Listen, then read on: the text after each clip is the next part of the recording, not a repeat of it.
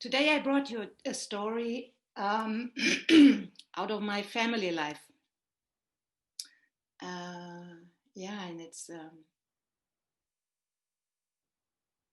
mm, score of vulnerability between 0 and 10. It would be a 9.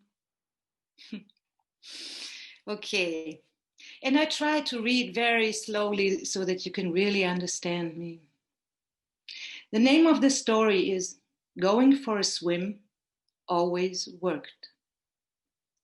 It is summer and warm enough to go for a swim. When it's so warm, I just want to get out, preferably to a lake. When I'm over there, I have no to-dos. I can just relish the time with the children and myself. Any given opportunity, I'm off to the lake with our children. I prepare lots of food so we will not starve, and off we go. As far back as I can remember, this is how we did it. And everybody knew it. When the sun is shining and mom comes home, she packs food, sometimes a little frenetic, and then we go off to the lake. It was always a pleasant time. Everybody was relaxed and we had fun together. My younger daughter is 13 now and spends more time in her room. The door is closed. Damn often. Too often, according to my feeling. Today, I come home from work and she is in the kitchen. I asked if she wants to join me going to the lake. She says yes. During the drive, she remains silent. As usual, I ask, "How was your day?" She says, "Okay." End of story. When we arrive at the lake, she steps out of the car and immediately starts walking.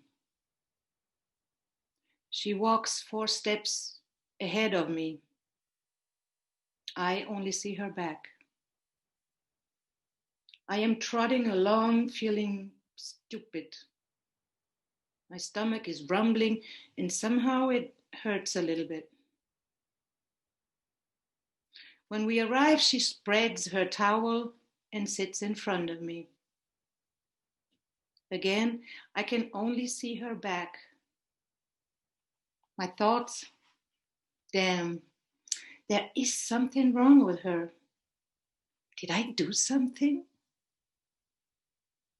Or maybe something happened at school with her friends or a teacher, or maybe it's about a boy. I so much would love to know what's going on. So I say, "Is something bothering you?" "No." She says it in that certain tone which sounds annoyed. So I ask, "Are you annoyed?" "No, I'm just tired. I'm going to take a nap now." She lies down on her belly and falls asleep. I long for contact, or at least clarity about what is going on in her.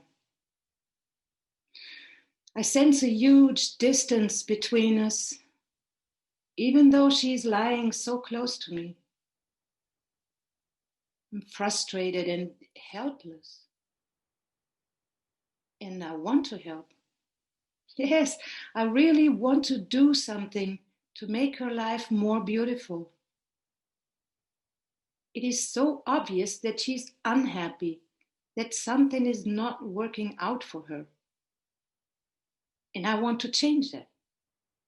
I want to support her. And the best strategy that comes into my mind is giving her empathy. But when I ask her, she shuts down even further. I'm stuck, spinning in circles. She wakes up lies next to me for a short time, and then says, "I'm bored. Can we go?" Yes, we can, and we do. I am not enjoying this anyway. And when we get home, I'm relieved.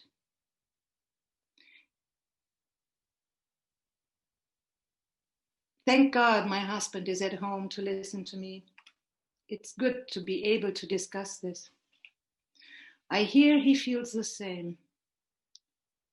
That helps a bit. At least I'm not alone. But then he asks, "Have you ever told her how you feel?" No, no, I haven't told her. Why not? He asks. Well, because she has a lot to handle anyway. I don't want to burden her with all my crap too. I also do not want to be vulnerable. And I certainly do not want my feelings to depend on her condition. After all, it's my job to take care of my own feelings and needs, right? And I definitely do not want her to be happy just to please me. And maybe I'm just not brave enough. Maybe I do not trust enough that I am important and that it's absolutely okay to want something from her. Confusion. So many thoughts. And the questions, what is okay to do and what is not, and who is responsible for what, they spin around in my head, and I can't come up with a convincing answer, and ultimately I give up. It's puberty, you know. Eyes closed and sit it out. Wait until it's over. Later that day, she comes back into the kitchen and takes a seat in front of me at the kitchen table. I look at her, and suddenly my courage appears, and I say something like, "You know, it tears my heart apart that I can't get in touch with you right now." She lifts her head, looks up, and looks straight into my eyes. And there it is, the contact that I've been longing for. It is so intense that we both have tears in our eyes. And she says, "I don't understand this at all. All this time, you were always here in the afternoon. And all of a sudden, you are always gone." Yeah, I agree. Lately, I have been working a little bit longer. And I started to meet friends in the afternoon. And was not at home in the afternoon. It's true. That has changed. I realized that it has changed for good reasons, which I now am ready to share with her. I got so bored sitting around all afternoon at home, waiting for someone to leave their room and come out and need me. I felt useless, and that is why I started to look for new things to do. She agrees. She no longer needs me, at least not as she used to. She is also very happy for me that I found new meaningful things to do in my life. It even relieves her because she has plenty to handle herself and does not want to be responsible for me as well. And this is the start of a marvelous conversation. We both realize that the old strategies for spending precious quality time together no longer work. We mourn this together. And finally, we start looking for new strategies. Because now it's no longer about needing, but about participating in the life of the other, and about experiencing beautiful things together.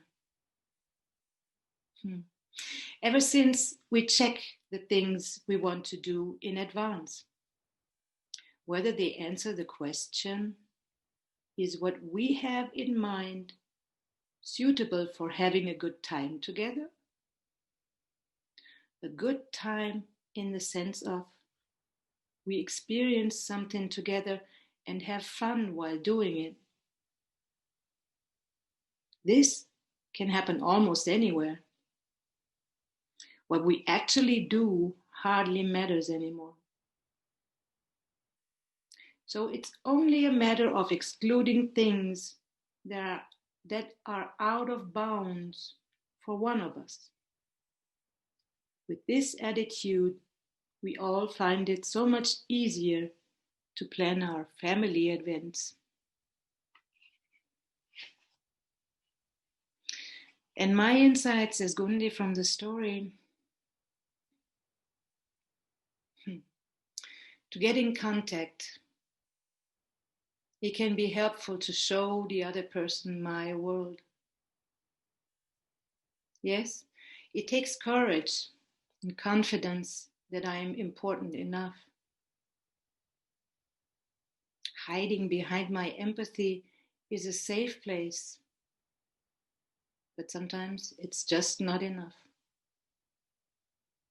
And finally, there's also a role, a model function that I have as a mother, because the children learn what is exemplified to them, not necessarily what we preach or try to persuade them to do. So if I am brave enough and really show myself with my world, they can observe and test it for themselves. They can ask, does that work for me? Isn't what my friends do more helpful? After all, this is what happens in puberty. Teenagers search for their own identity. So it can be a gift for them to experience how parents manage the challenge of finding a balance between you are important to me and I am important to me. So this is what my head is saying now. And the implementation remains a challenge.